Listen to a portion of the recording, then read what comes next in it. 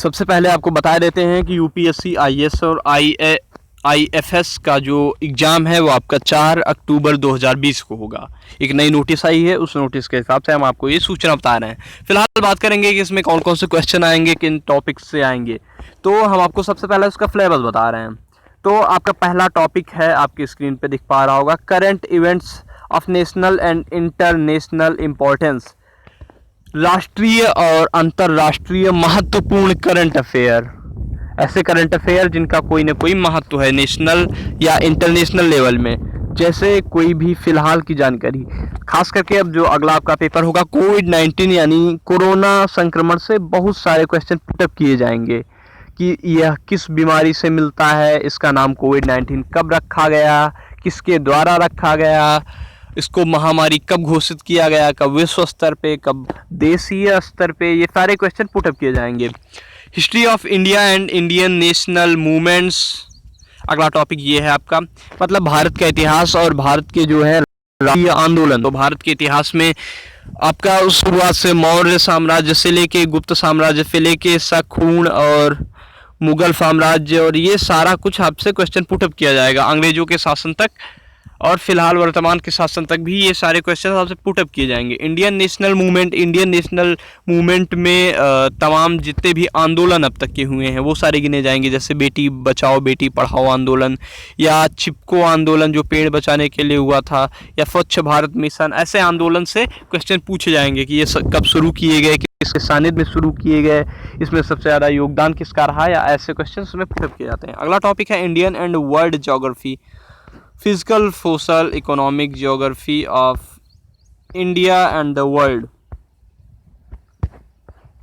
तो Indian and world geography, Bharat और विश्व का भूगोल, मतलब उससे संबंधित क्वेश्चन की बनावट कैसी है, संरचना कैसी है, कहाँ मैदानी भाग हैं, कहाँ पठारी भाग हैं, कहाँ पर्वतीय भाग हैं, तो ये सारे क्वेश्चन आपसे पूछे जाएंगे। Social economic geography of India and world, तो आपको इसमें पूरा इकोनॉमिक्स आनी चाहिए एक हिसाब से। इकोनॉमिक्स का मतलब ये हुआ कि कहाँ की मुद्रा क्या है, मुद्रास्फीति क्या है, महंगाई दर क्या है, इससे रिलेटेड आपके एग्जाम में क्वेश्चंस पुटअप होंगे वर्ल्ड लेवल में, वर्ल्ड सिनेरियो में।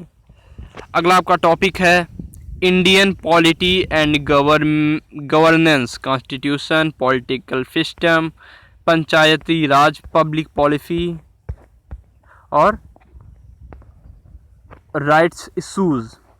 देखिए, तो इंडियन पॉलिटी का मतलब हो गया कि राज्य व्यवस्था, ठीक है, संविधान से संबंधित। गवर्नेंस मतलब सरकार, कॉन्स्टिट्यूशन मतलब संविधान, पॉलिटिकल सिस्टम राजनीति system, Panchayati Raj public policy, right issues. Indian polity and governance का मतलब हो गया राजनीति, भारतीय राजनीति और सरकार, इससे रिलेटेड आपसे क्वेश्चंस पुटअप किए जाएंगे। जैसे इंडियन पॉलिटी कितने भागों में डिवाइड है, कब ये खुद का कॉन्स्टिट्यूशन हुआ, कॉन्स्टिट्यूशन में ऐसे क्वेश्चन पुटअप किए जाएंगे। कॉन्स्टिट्यूशन में आपको सारे सेक्शंस और जितने भी एक्ट हैं, खास करके भी जो रिसेंटली 370, 35A जो हटाया गया है, इससे रिलेटेड भी क्वेश्चन पुटअप किए जाएंगे। पॉलिटिकल सिस्टम, राजनीति हमारे यहाँ व्यवस्था क्या है, राष्ट्रपति क्या होता है, राज्यपाल क्या होता है, गवर्नर क्या होता है, कैसे इनकी कार्यविधि होती है, इनसे जुड़े क्वेश्चंस। पंचायती राज, तो पंचायती राज व्यवस्था कब है, कब शुरू की गई, कैसे शुरू की गई, इसके बारे में सारी जानकारियाँ। पब्लिक पॉलिसी मतलब जनता के लिए जो भी नियम कानून हैं, निर्देश हैं, उनके बारे में आपका अध्ययन अच्छा होना चाहिए।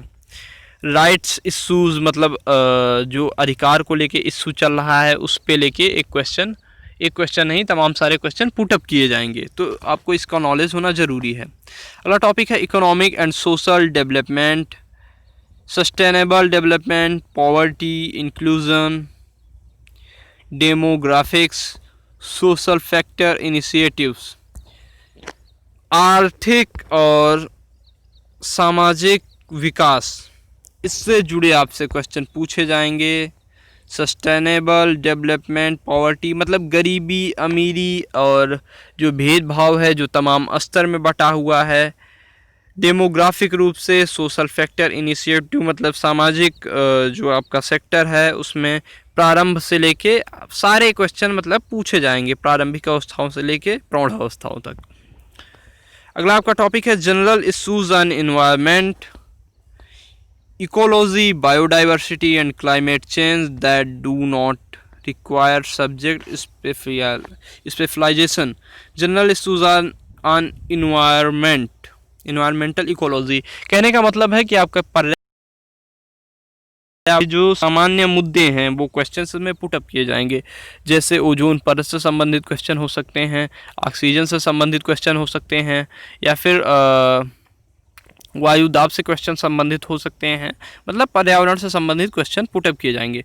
फिर आपका लास्ट है जनरल फाइंस। जनरल फाइंस में साइंस से संबंधित क्वेश्चन आएंगे, वो भी जनरल, बहुत टफ नहीं आएंगे। इसका लेवल लगभग 10th का लेवल होता है जनरल फाइंस के लिए, तो आपको इसकी तैयारियां होनी चाहिए। जैसे उसमें आपसे केमिस्ट्री पूछी जा सकती है, फिजिक्स पूछी जा सकती है, बॉटनी या जूलॉजी कुछ भी पूछा जा सकता है, माइक्रोबायोलॉजी के क्वेश्चन हो सकते हैं जिनका जवाब आपको देना है।